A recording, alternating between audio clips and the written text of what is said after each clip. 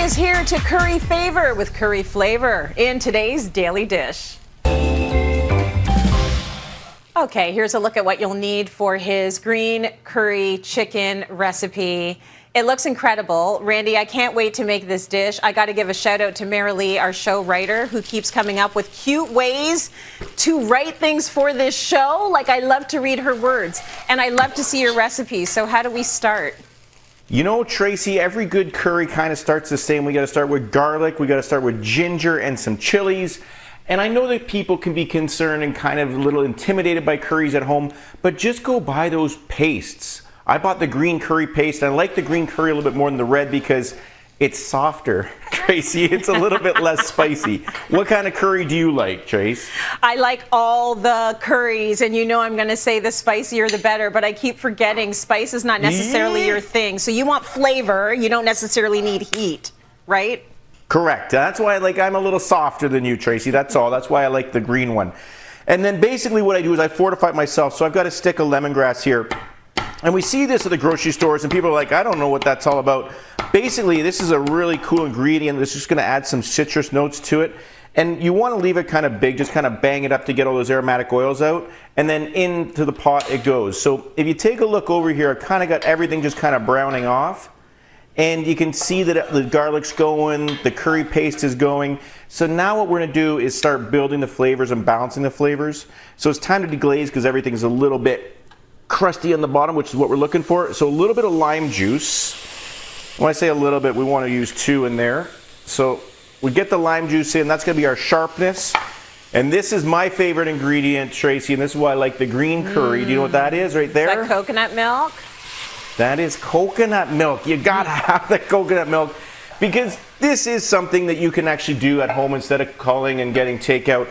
And it is healthy, but we got to get some fat in there, and I just think the coconut is like the best fat going, so we throw a whole coconut milk in there. And if you want a little bit more heat, Trace, I brought 1 for you. Oh, thank you. And maybe I'll send you some. I'll put both in there for you. Put them in for me. And a little bit of chicken stock. Thank you. See, there you go. So now what we want is to get kind of things going and just kind of simmering down there. And you know when you order the curry and you get that chicken in there and the chicken's like paper thin, Tracy? Mm-hmm. You want to know how they cut it to make it so thin? Because I'm always wondering, like, how do they get that chicken so thin? Because it makes it look like there's more in there, but there actually isn't. Throw your chicken breast in the freezer for like half an hour. You don't want to freeze it, but you want to make it firm. And then check this out. You can just take that chicken breast and slice it paper thin.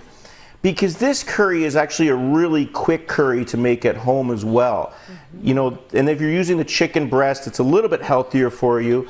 And you can cut like a small amount of chicken can feed like an army. It's gonna cook a lot quicker, and you can just get through that chicken breast just like that fast.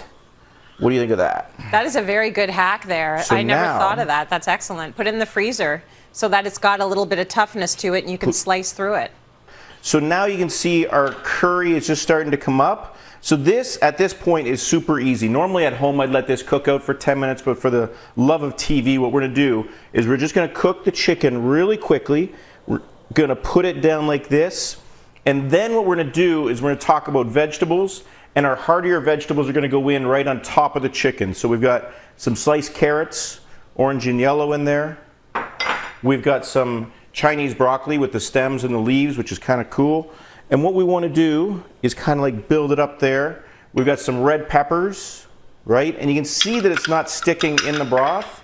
Sugar snap peas, which are one of my favorites. Mm-hmm. And finally, green onions, whole green onions, just rough chopped. And what we're going to do, Trace, is grab a magical lid. If you don't have a wok, you can use a pot like this. Everything's simmering, going away. Put the lid on it. Let it simmer for 3 minutes. That chicken's gonna cook. Turn it off, let it sit for 4 minutes. And then what you wanna do is get yourself some rice. Woo. And then I've got some beautiful coconut lime rice here.